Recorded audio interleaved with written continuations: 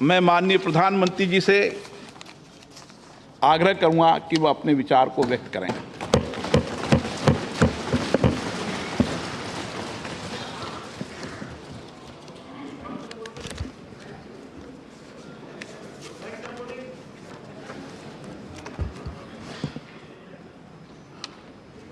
माननीय अध्यक्ष जी,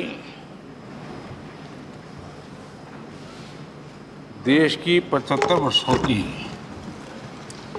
संसदीय यात्रा, उसका एक बार पुनः स्मरण करने के लिए और नए सदन में जाने से पहले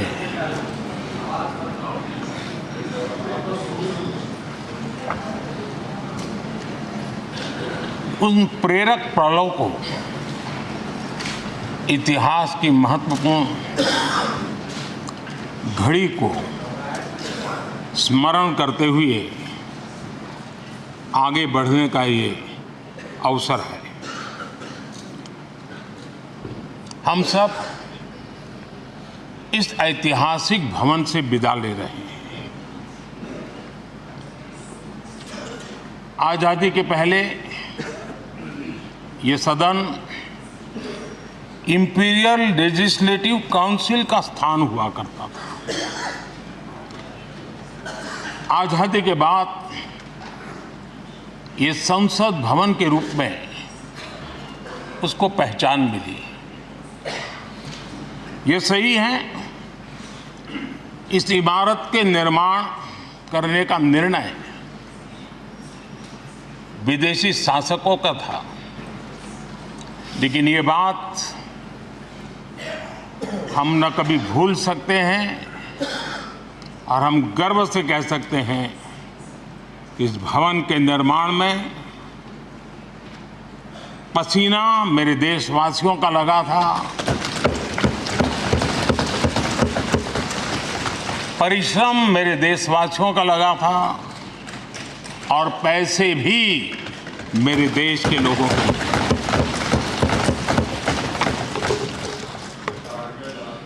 इस 75 वर्ष की हमारी यात्रा ने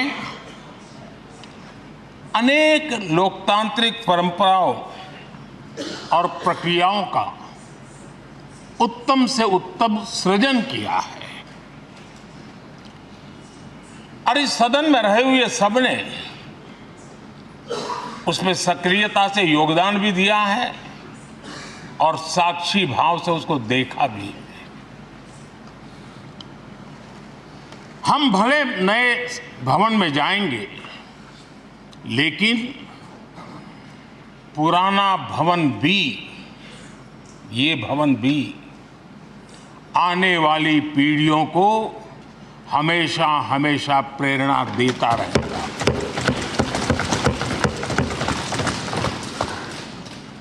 ये भारत के लोकतंत्र की स्वर्णिम यात्रा का एक महत्वपूर्ण अध्याय है, जो सारी दुनिया को भारत की रगों में लोकतंत्र का सामर्थ्य कैसे है, इसका परिचित कराने का काम इस इमारत से होता रहेगा। आदरणीय अध्यक्ष जी, अमृतकाल की प्रथम प्रभा का प्रकाश राष्ट्र में एक नया विश्वास, नया आत्मविश्वास, नया उमंग, नए सपने, नए संकल्प और राष्ट्र का नया सामर्थ्य उसे भर रहा है। चारों तरफ आज भारतवासियों की उपलब्धि की चर्चा हो रही है और गौरव के साथ हो रही है। ये हमारे 75 साल के संसदीय इतिहास का एक सामूहिक प्रयास का परिणाम है, जिसके कारण विश्व में आज वो गूंज सुनाई दे रही है। आदरणीय अध्यक्ष जी, चंद्रयान-3 की सफलता न सिर्फ पूरा भारत, पूरा देश अभिभूत है और इसमें भारत के सामर्थ्य का एक नया रूप जो आधुनिकता से जुड़ा है, जो विज्ञान से जुड़ा है, जो टेक्नोलॉजी से जुड़ा है, जो हमारे वैज्ञानिकों के सामर्थ्य से जुड़ा है, जो 140 करोड़ देशवासियों के संकल्प की शक्ति से जुड़ा हुआ है, वो देश और दुनिया पर एक नया प्रभाव पैदा करने वाला है।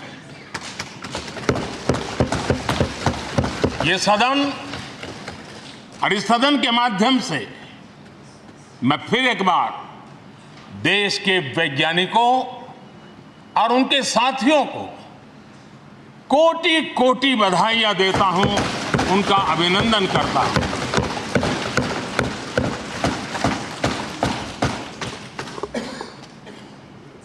आदरणीय अध्यक्ष जी, ये सदन ने भूतकाल में जब नेम की समिट हुई थी, सर्वसम्मति से प्रस्ताव पारित करके देश के इस प्रयास को सराहा था। आज G20 की सफलता को भी आपने सर्वसम्मति से सराहा है। मैं मानता हूं देशवासियों का आपने गौरव बढ़ाया है। मैं आपका आभार व्यक्त करता हूं। G20 की सफलता 140 करोड़ देशवासियों की है। ये भारत की सफलता है, किसी व्यक्ति की सफलता नहीं है, किसी दल की सफलता नहीं है।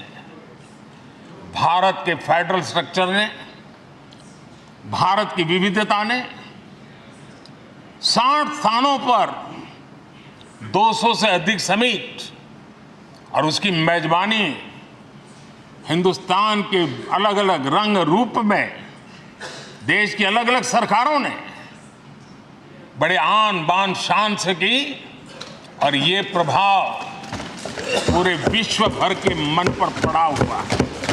ये हम सबके सेलिब्रेट करने वाला विषय है, देश के गौरवगान को बढ़ाने वाला है। और जैसा आपने उल्लेख किया, भारत इस बात के लिए गर्व करेगा, जब भारत अध्यक्ष रहा उस समय अफ्रीकन यूनियन इसका सदस्य बना। मैं उस इमोशनल पल को भूल नहीं सकता जब अफ्रीकन यूनियन की घोषणा हुई और अफ्रीकन यूनियन के प्रेसिडेंट, उन्होंने एक इंटरव्यू में कहा कि मेरे जीवन में ऐसी पल थी शायद मैं बोलते बोलते रो पड़ूंगा। आप कल्पना कर सकते हैं कि कितनी बड़ी अपेक्षा और आशाएं पूरी करने का काम भारत के भाग्य में आया।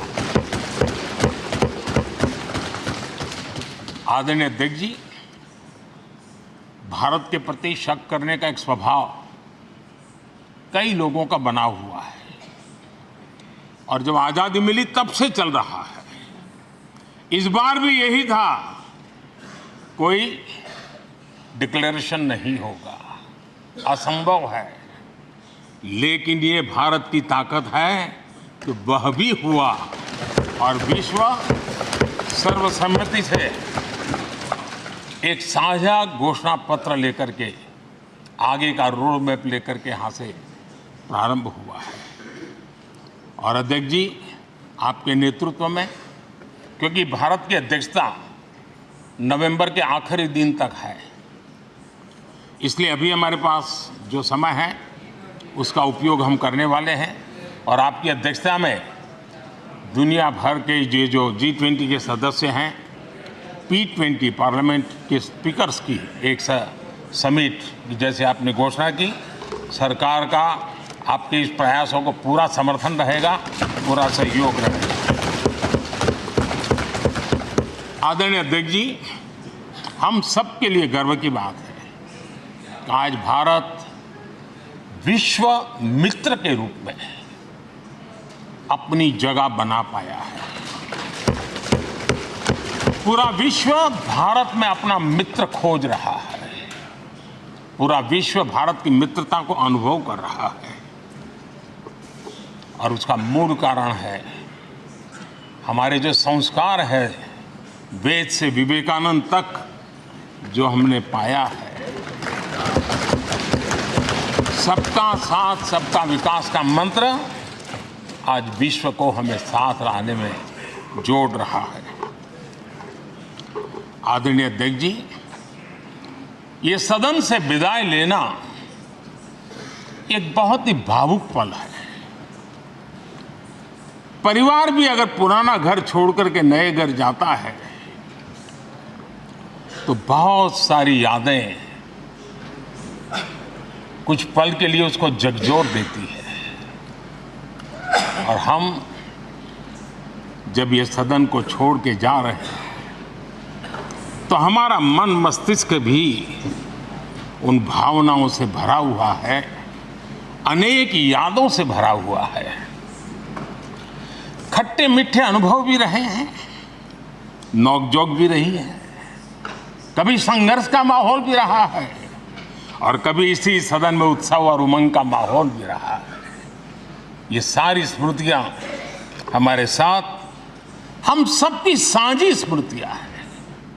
ये हम सबकी साझी विरासत है और इसलिए इसका गौरव भी हम सबका साझा है।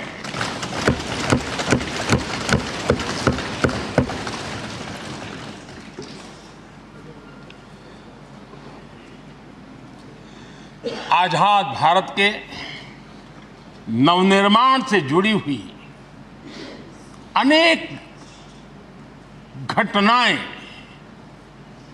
इन 75 वर्ष में यही सदन में आकार लेती हुई हमने देखी है।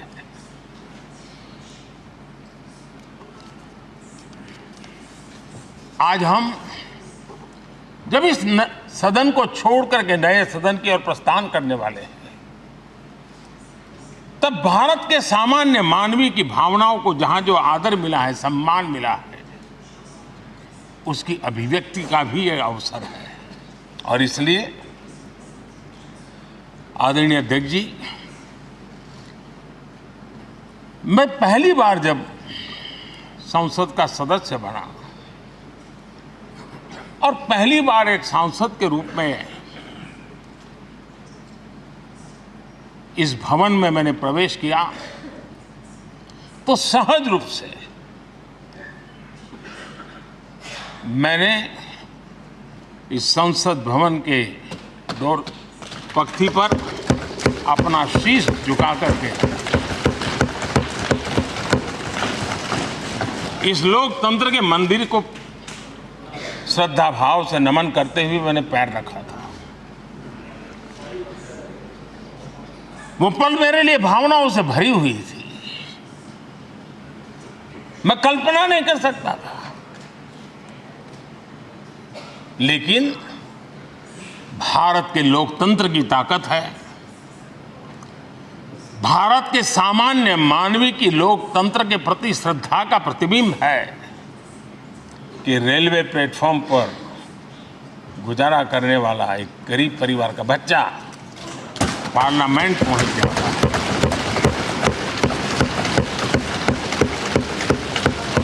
मैंने कभी कल्पना तक नहीं की थी कि देश मुझे इतना सम्मान देगा, इतना आशीर्वाद देगा, इतना प्यार देगा। सोचा नहीं था अध्यक्ष जी। आदरणीय अध्यक्ष जी, हम में से बहुत लोग हैं जो संसद भवन के अंदर जो चीज़ें लिखी गई उसको पढ़ते भी रहते हैं, कभी कभी उसका उल्लेख भी करते हैं।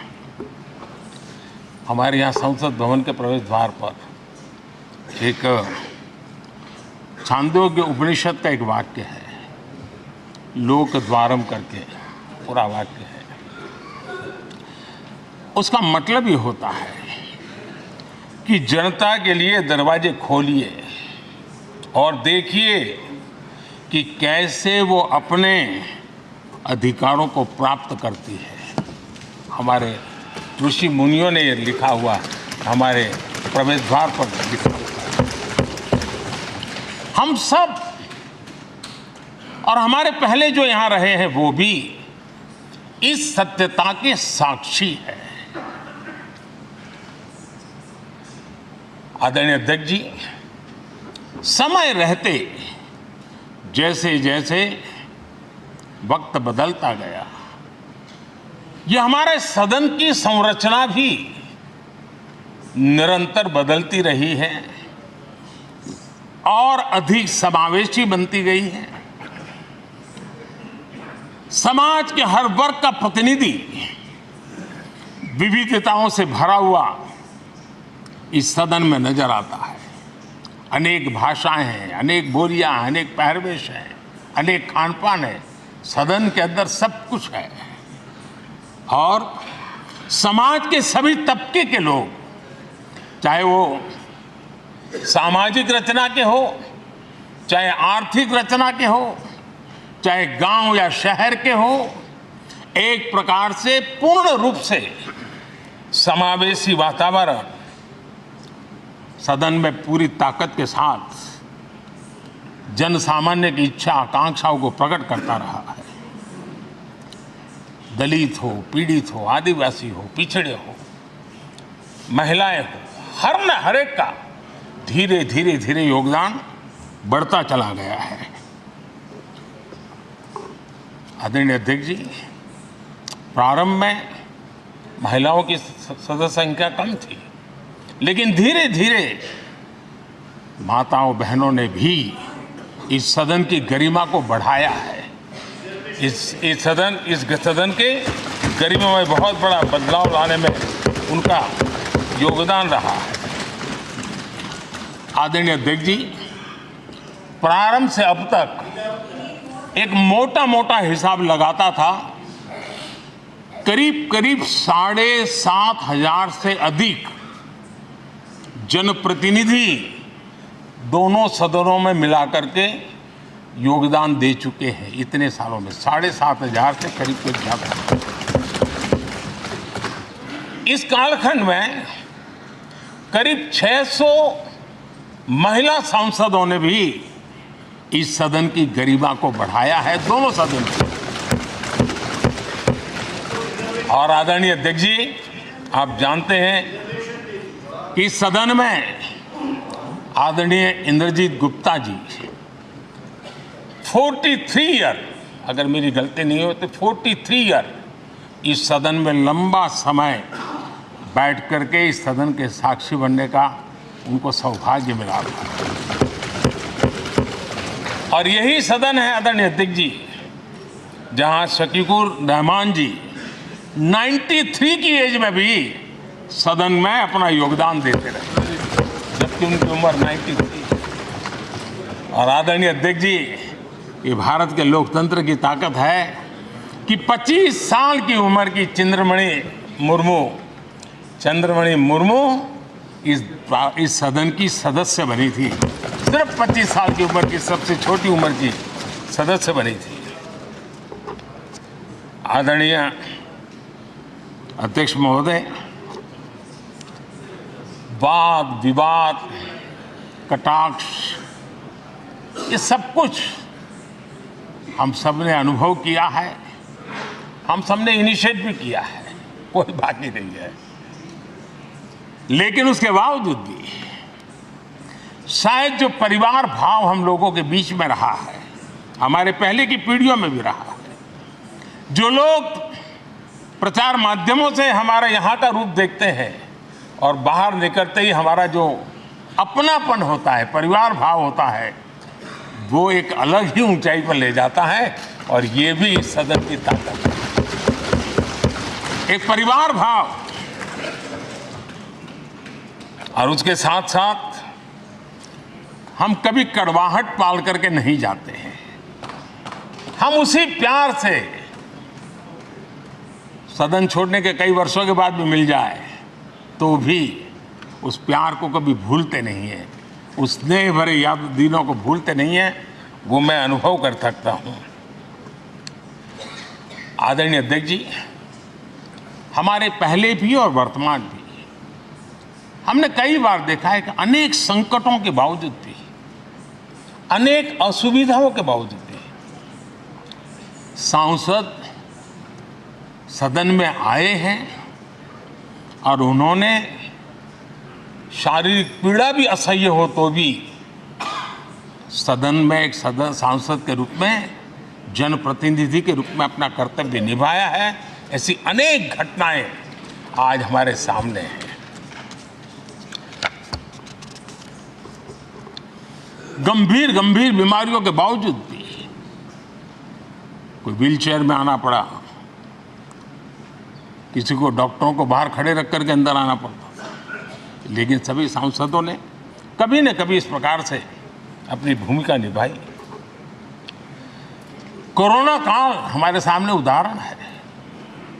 हर परिवार में रहता था कहीं बाहर जाए तो मौत को बुलावा न दे दे, उसके बावजूद भी हमारे माननीय सांसद दोनों सदन में कोरोना काल के इस संकट की घड़ी में भी सदन में आए, अपना कर्तव्य निभाया।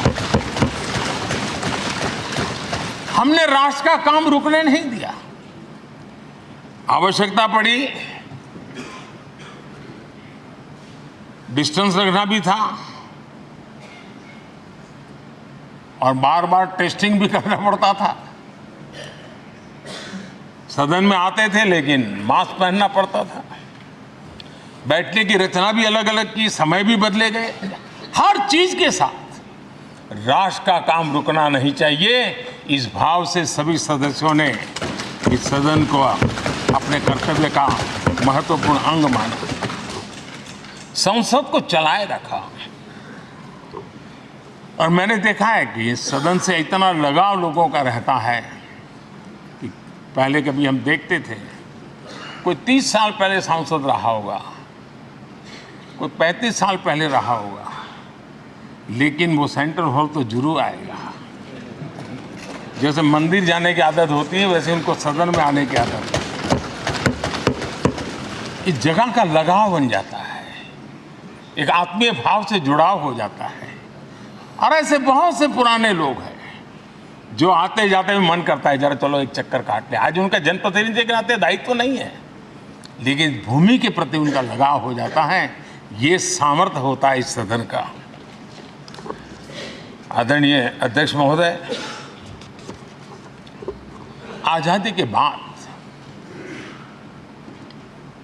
बहुत बड़े बड़े विद्वान लोगों ने बहुत आशंकाएं व्यक्त की थी, पता नहीं देश का क्या होगा, चल पाएगा कि नहीं चल पाएगा, एक रहेगा कि बिखर जाएगा, लोकतंत्र बना रहेगा नहीं, 50।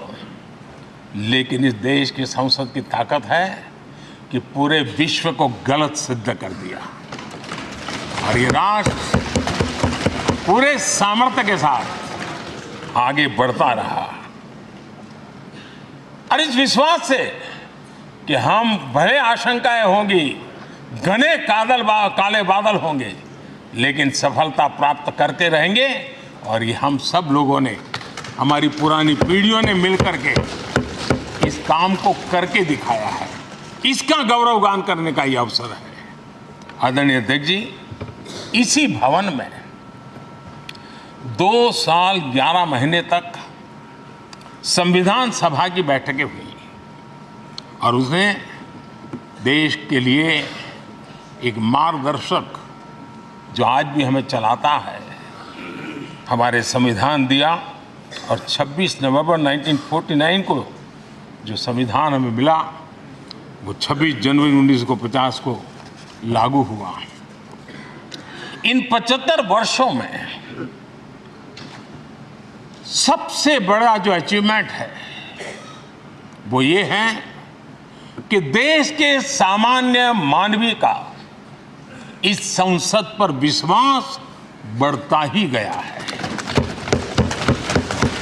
और लोकतंत्र की सबसे बड़ी ताकत यही है कि इस महान संस्था के प्रति, इस महान इंस्टीट्यूशन के प्रति, इस व्यवस्था के प्रति उनका विश्वास अटूट रहे, विश्वास उनका बना रहे। इन 75 वर्षों में हमारी संसद ने जन भावनाओं की अभिव्यक्ति का भवन भी बना दिया। यहाँ जन भावनाओं की पुरजोश अभिव्यक्ति और हम देखते हैं राजेंद्र बाबू से लेकर डॉक्टर कलाम, रामनाथ कोविंद और अभी द्रौपदी मुर्मू जी, इन सब के संबोधन का लाभ हमारे सदनों को मिला है, उनका मार्गदर्शन मिला है। आदरणीय अध्यक्ष जी, पंडित नेहरू जी, शास्त्री जी, वहां से लेकर के अटल जी, मनमोहन सिंह जी तक एक बहुत बड़ी श्रृंखला जिसने इस सदन का नेतृत्व किया है और सदन के माध्यम से देश को दिशा दी है, देश को नए रंग रूप में ढालने के लिए उन्होंने परिश्रम किया है, पुरुषार्थ किया है। आज उन सब का गौरवगान करने का भी अवसर है। आदरणीय अध्यक्ष जी, सरदार वल्लभ भाई पटेल, लोहिया जी, चंद्रशेखर जी, आडवाणी जी, न जाने अनगिनत नाम, जिन्होंने हमारे इस सदन को समृद्ध करने में, चर्चाओं को समृद्ध करने के लिए, देश के सामान्य से सामान्य व्यक्ति की आवाज को ताकत देने का काम इस सदन में किया है। विश्व के भी अनेक राष्ट्राध्यक्षों ने हमारे इन सदनों को संबोधित करने का भी अवसर आए हैं और उनकी बातों में भी भारत के लोकतंत्र के प्रति आदर का भाव व्यक्त हुआ है। आदरणीय अध्यक्ष जी, उमंग उत्साह के पल के बीच भी कभी सदन की आंख से आंसू भी बहे। ये सदन दर्द से भर गया जब देश को 3 अपने प्रधानमंत्री उनको अपने कार्यकाल में ही खोने की नौबत आई, नेहरू जी, शास्त्री जी और इंदिरा जी। तब ये सदन अश्रुभीनी आंखों से उन्हें विदाई दे रहा था। आदरणीय अध्यक्ष जी, अनेक चुनौतियों के बावजूद भी हर स्पीकर ने, हर सभापति ने बेहतरीन तरीके से दोनों सदनों को सुचारू रूप से चलाया है और अपने कार्यकाल में उन्होंने जो निर्णय किए वो निर्णय मावलंकर जी से काल से शुरू हुए हो या सुमित्रा जी के कालखंड के हो या बिरला जी के, आज भी उन निर्णयों को रेफरेंस पॉइंट माना जाता है। ये काम हमारे करीब 17 स्पीकर और उसमें 2 हमारी महिला स्पीकर ने भी, और मावलंकर जी से लेकर के सुमित्रा ताई तक और बिरला जी का मार्गदर्शन आज भी हमें मिल रहा है। हर एक ने अपनी अपनी शैली रही है, लेकिन उन्होंने सबको साथ लेकर के नियमों कानूनों के बंधन में इस सदन को हमेशा ऊर्जावान बनाए रखा है। मैं आज उन सभी स्पीकर महोदय को भी आज वंदन करता हूं, अभिनंदन करता हूं। आदरणीय अध्यक्ष जी, ये सही है कि हम जनप्रतिनिधि अपनी अपनी भूमिका निभाते हैं, लेकिन सातत्यपूर्ण तरीके से हमारे बीच जो ये टोली बैठती है उनकी भी कई पीढ़ियां बदल गई है। कभी कागज लेके दौड़ के आते हैं, उनका भी योगदान कम नहीं है।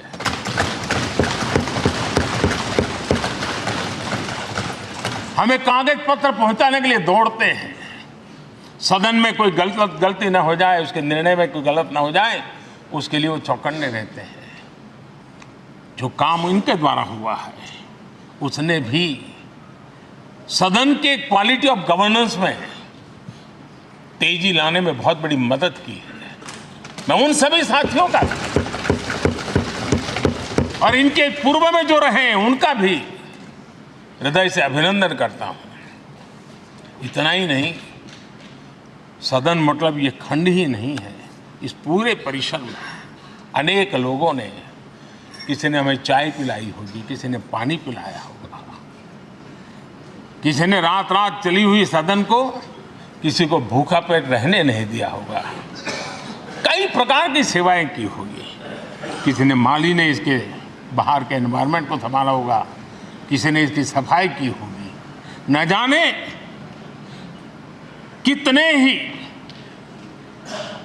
अनगिनत लोग होंगे जिन्होंने हम सब अच्छे ढंग से काम कर सके, और यहां जो काम हो वो काम देश को आगे बढ़ाने के लिए अधिक से अधिक तेजी से हो, उसके लिए जो माहौल बनाना, व्यवस्था बनाना, उसके लिए जिसने योगदान दिया है, मेरी तरफ से भी और इस सदन की तरफ से भी मैं उनका विशेष रूप से नमन करता हूं।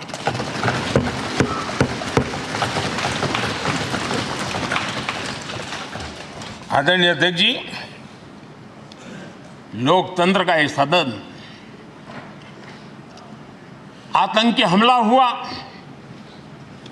पूरे विश्व में यह आतंकी हमला एक इमारत पर नहीं था,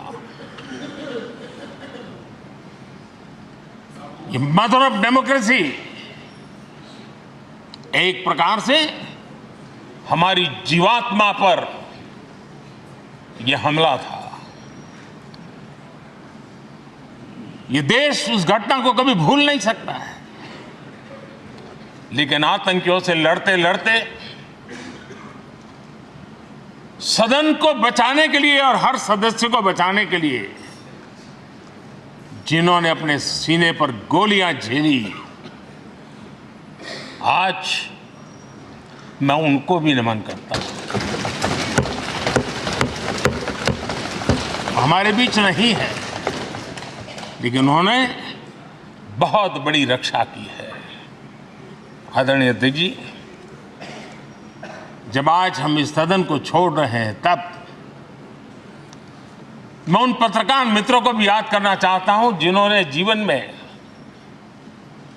कुछ लोग तो ऐसे हैं जिन्होंने पूरा जीवन अपने कार्यकाल में संसद के काम को ही उन्होंने रिपोर्ट किया है। एक प्रकार से वो जीवंत साक्षी रहे हैं। उन्होंने यहाँ की पल पल की जानकारी देश तक पहुंचाई, और तब तो ये सारा टेक्नोलॉजी अवेलेबल नहीं थी, तब वही लोग थे जो यहाँ की बात पहुंचाते थे, और उनका सामर्थ्य था वो अंदर की भी पहुंचाते थे और अंदर की भी पहुंचाते थे।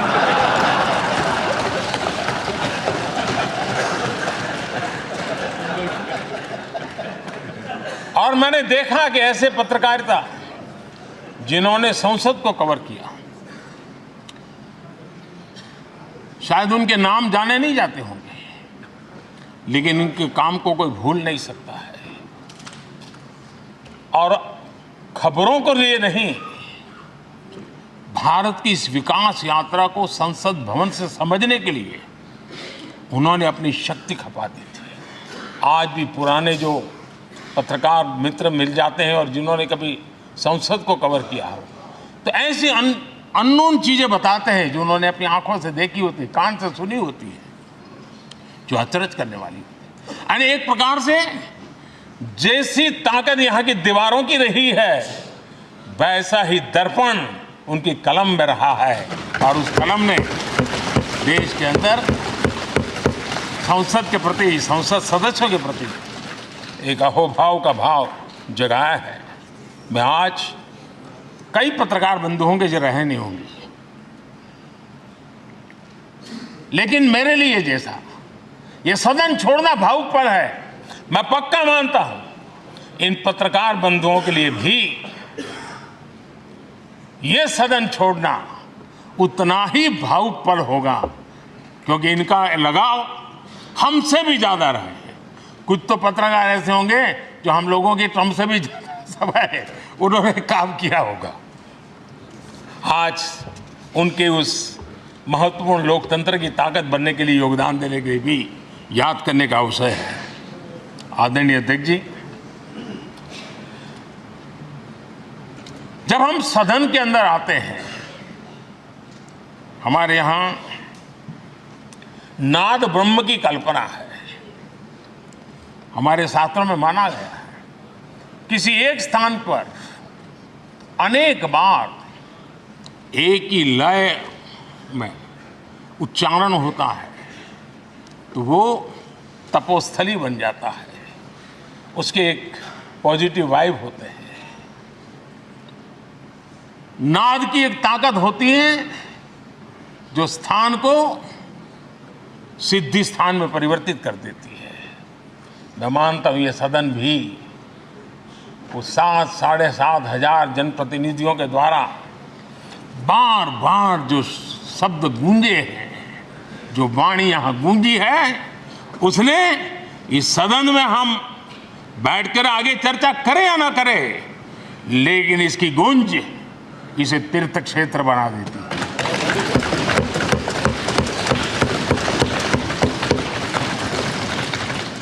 एक जागृत जगह बन जाती है और लोकतंत्र की प्रति श्रद्धा रखने वाला व्यक्ति आज से 50 साल के बाद भी जब यहां देखने के लिए भी आएगा तो उसे उस गूंज की अनुभूति होगी कि कभी भारत की आत्मा की आवाज यहां पर गूंजती थी।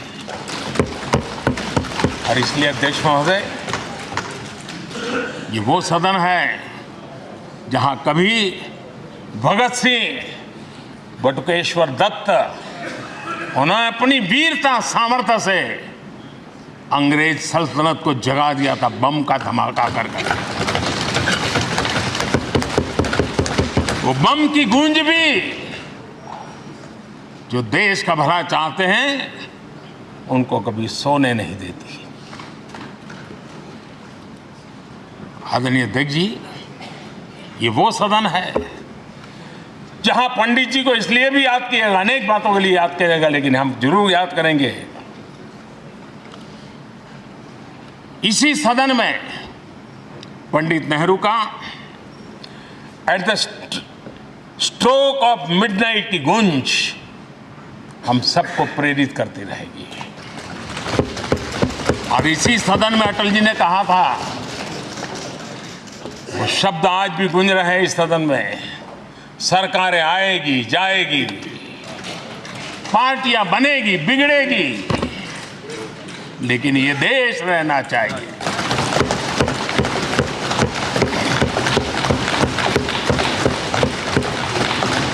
आदरणीय अध्यक्ष जी, पंडित नेहरू की जो प्रारंभिक मंत्री परिषद थी, बाबा साहब आम्बेडकर जी एक मंत्री के रूप में दुनिया की बेस्ट प्रैक्टिसेस भारत में लाने पर बहुत जोर दिया करते थे। फैक्ट्री कानून में अंतर्राष्ट्रीय सुझावों को शामिल करने पर बाबा साहब सर्वाधिक आग्रही रहे थे और उसका परिणाम आज देश को लाभ मिल रहा है। बाबा साहब आम्बेडकर ने देश को नेहरू जी की सरकार में वाटर पॉलिसी दी थी और उस वाटर पॉलिसी बनाने में बाबा साहब आम्बेडकर की बहुत बड़ी भूमिका रही थी। आदरणीय अध्यक्ष जी, हम ये जानते हैं कि भारत में बाबा साहब आम्बेडकर एक बात हमेशा कहते थे कि भारत में सामाजिक न्याय के लिए भारत का औद्योगिकरण होना बहुत जरूरी है, क्योंकि देश के दलित पिछड़ों के पास जमीन ही नहीं है, वो क्या करेगा? औद्योगिकरण होना चाहिए। और बाबा साहब इस बात को मान करके डॉक्टर श्यामा प्रसाद मुखर्जी, जो पंडित नेहरू के मंत्री थे, उन्होंने इस देश में और पहले वाणिज्य मंत्री के रूप में और उद्योग मंत्री के रूप में उन्होंने इंडस्ट्री पॉलिसी इस देश में लाई थी। आज भी कितनी ही इंडस्ट्री पॉलिसी बने, लेकिन उसकी आत्मा वही होती है जो पहली सरकार के थी और उनका भी बहुत बड़ा अहम योगदान रहा था। आदरणीय अध्यक्ष जी, लाल बहादुर शास्त्री जी ने 65 के युद्ध में हमारे देश के जवानों में का हौसला बुलंद करना, उनके सामर्थ्य के लिए को पूरी तरह राष्ट्र में झोंक देने की प्रेरणा इसी सदन में से दी थी लाल बहादुर शास्त्री को, और यहीं पर उन्होंने ग्रीन रिवॉल्यूशन के लिए एक मजबूत नींव लाल बहादुर शास्त्री जी ने रखी थी। आदरणीय अध्यक्ष जी, बांग्लादेश की मुक्ति का आंदोलन और उसका समर्थन भी इसी सदन ने इंदिरा गांधी के नेतृत्व में किया था। यही इसी सदन ने इमरजेंसी में लोकतंत्र पर होता हुआ हमला भी देखा था, और इसी सदन ने भारत के लोगों की ताकत को एहसास कराते हुए मजबूत लोकतंत्र की वापसी भी इसी सदन ने देखी थी। वो राष्ट्रीय संकल्प भी देखा था, ये सामर्थ्य भी देखा था। आदरणीय अध्यक्ष जी, ये सदन इस बात का हमेशा ऋणी रहेगा, क्योंकि इसी सदन में हमारे पूर्व प्रधानमंत्री चरण सिंह जी ने ग्रामीण मंत्रालय का गठन किया था, रूरल डेवलपमेंट मिनिस्ट्री।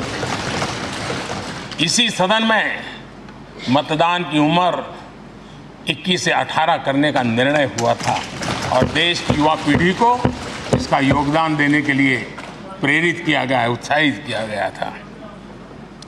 हमारे देश ने गठबंधनों की सरकारें देखी, वीपी सिंह जी हो, चंद्रशेखर जी, और बाद में एक सिलसिला चला। लंबे अरसे से एक दिशा में देश जा रहा था, आर्थिक नीतियों के बोझ तले देश दबा हुआ था, लेकिन नरसिम्हा राव की सरकार थी जिन्होंने हिम्मत के साथ पुरानी आर्थिक नीतियों को छोड़ करके नई राह पकड़ने का फैसला किया था, जिसके आज देश को परिणाम मिल रहे हैं। अटल बिहारी वाजपेयी जी का सरकार भी हमने इसी सदन ने देखी। सर्व शिक्षा अभियान देश में आज वो महत्वपूर्ण बन गया है। आदिवासी कार्यालय मंत्रालय अटल जी ने बनाया, नॉर्थ ईस्ट का मंत्रालय अटल जी ने बनाया। न्यूक्लियर टेस्ट भारत के सामर्थ्य का परिचायक बन गया। और इसी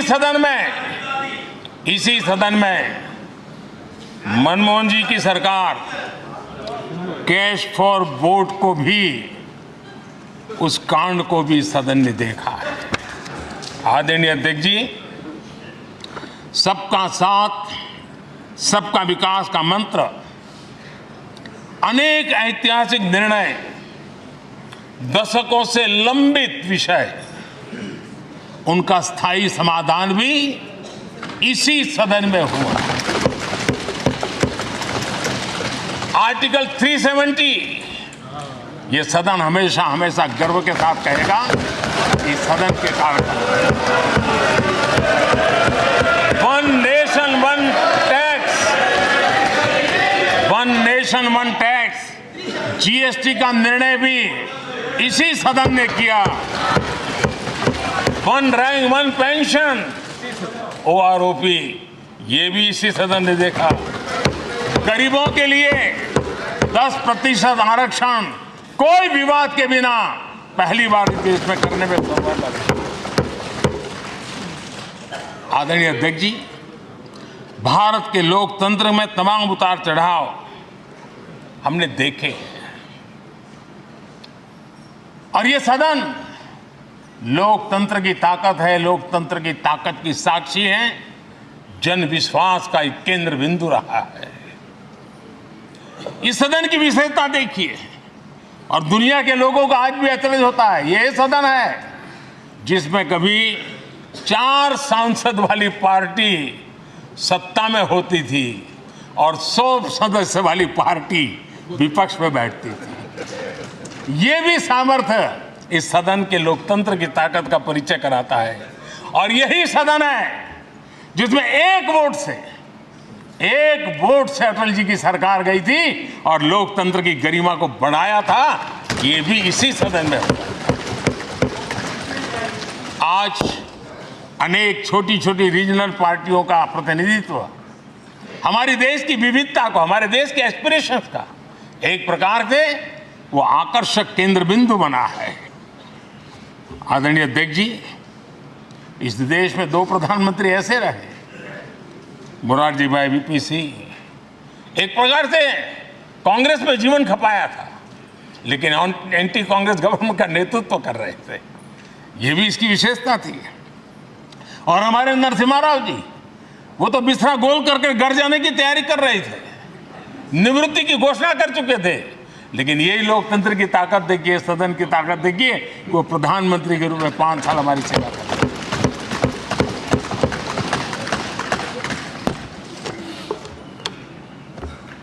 आदरणीय अध्यक्ष जी, सबकी सहमति से कठिन कार्य होते हुए हमने देखे हैं। 2000 की साल थी, अटल जी की सरकार थी। इसी सदन ने 3 राज्यों का गठन सर्वस्वीकृति से किया और बड़े उमंग उत्साह से किया।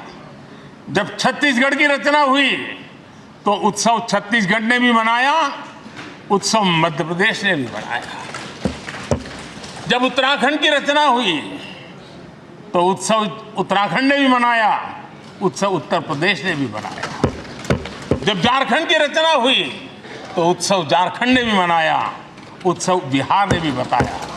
ये हमारे सदन का सामर्थ्य, सब सहमति का वातावरण बना करके। लेकिन कुछ कड़वी यादें वो भी हैं कि तेलंगाना के हक को दबोचने के लिए भारी प्रयास हुए, खून की नदियां भी बही और बनने के बाद न तेलंगाना उत्सव मना पाया, न आंध्र उत्सव मना पाया। एक कटुता के बीज बो दिए गए। अच्छा होता उसी उमंग और उत्साह के साथ हम तेलंगाना का निर्माण करते तो एक नई ऊंचाई पर आज तेलंगाना पहुंच चुका होता। आदरणीय अध्यक्ष जी, संविधान सभा ने, आदरणीय अध्यक्ष जी, इस सदन की परंपरा रही है। संविधान सभा ने उस समय अपना दैनिक भत्ता 45 रुपये से कम करके 40 कर दिया था। उनको लगा हमें इसको कम करना चाहिए। आदरणीय अध्यक्ष जी, यही सदन है कैंटीन में मिलने वाली सब्सिडी, जो बहुत कम पैसे में खाना मिलता था, इसी सदस्यों ने उस सब्सिडी को भी खत्म कर दिया और पूरा पैसा देकर के अब कैंटीन में खाते। आदरणीय अध्यक्ष जी, कोरोना काल में जब जरूरत पड़ी तो यही सांसद जिन्होंने एमपी लेड फंड को छोड़ दिया और देश को इस संकट की घड़ी में मदद करने के लिए आगे आए। इतना ही नहीं, कोरोना काल में इसी सदन के सांसदों ने अपने तनख्वाह में 30% कटौती की और उन्होंने देश के सामने आए हुए संकट में अपनी बहुत बड़ी जिम्मेवारी निभाई। आदरणीय अध्यक्ष जी, हम गर्व से कह सकते हैं, ये सदन में बैठे हुए लोग भी कह सकते हैं, हमारे पूर्वज जो सदन में बैठे थे वो भी कह सकते हैं कि हम ही लोग हैं जिन्होंने हम पर डिसिप्लिन लाने के लिए हमारे यहाँ जनप्रतिनिधित्व कानून में समय समय पर कठोरता बरती। नियम हमने ही लादे, हमने ही तय किया कि नहीं, जनप्रतिनिधि के जीवन में ये नहीं हो सकता। मैं मानता हूं ये जीवंत लोकतंत्र का बहुत बड़ा उदाहरण है और ये सदन ने दिया है, यही माननीय सांसदों ने दिया है और हमारी पुरानी पीढ़ी के सांसदों ने दिया है। और मैं मानता हूं कि कभी कभी उन चीजों को भी याद करना चाहिए। आदरणीय अध्यक्ष जी, हम जो वर्तमान सांसद हैं उनके लिए तो ये विशेष सौभाग्य का अवसर है। सौभाग्य का अवसर इसलिए है कि हमें इतिहास और भविष्य दोनों की कड़ी बनने का अवसर मिला है।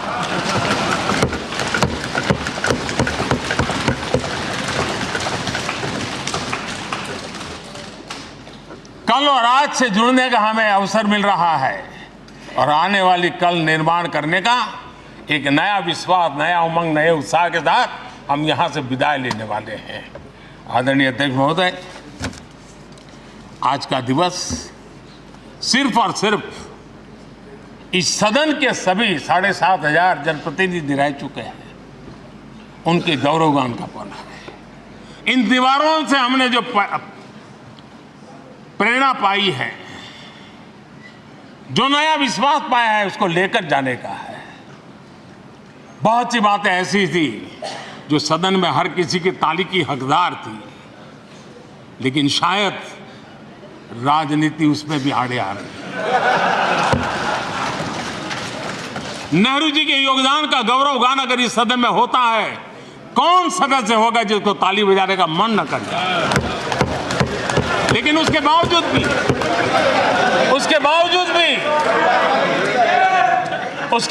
भी देश के लोकतंत्र के लिए बहुत जरूरी है हम सब ने अपने यहाँ सोच लें। आदरणीय अध्यक्ष जी, मुझे पूरा विश्वास है कि आपके मार्गदर्शन में और इस अनुभवी माननीय सांसदों के सामर्थ्य से हम नई संसद में जब जाएंगे तो नए विश्वास के साथ जाएंगे। मैं फिर एक बार, आज पूरा दिवस आपने इन पुरानी स्मृतियों को ताज़ा करने के लिए दिया, एक अच्छे वातावरण में सबको याद करने का मौका दिया। इसके लिए मैं आप सब का आपका हृदय से आभार व्यक्त करता हूं और मैं सभी सदस्यों से आग्रह करूंगा कि अपने जीवन की ऐसी मधुर यादों को यहां हम जरूर व्यक्त करें, ताकि देश तक पहुंचे कि सचमुच में ये हमारा सदन, ये हमारे जनप्रतिनिधियों की गतिविधि सच्चे अर्थ में देश को समर्पित है, इसका भाव लोगों के तक पहुंचे। इसी एक अपेक्षा के साथ मैं फिर एक बार इस धरती को प्रणाम करता हूं, इस सदन को प्रणाम करता हूं, भारत के मंदिरों से बनी हुई हर एक दीवार के हर एक ईंटे को प्रणाम करता हूं और पिछले 75 साल में भारत के लोकतंत्र को नया सामर्थ्य शक्ति देने वाले हर गुंज को, उस नाद ब्रह्म को नमन करते हुए मेरी वाणी को विराम कर देता हूं। बहुत बहुत धन्यवाद।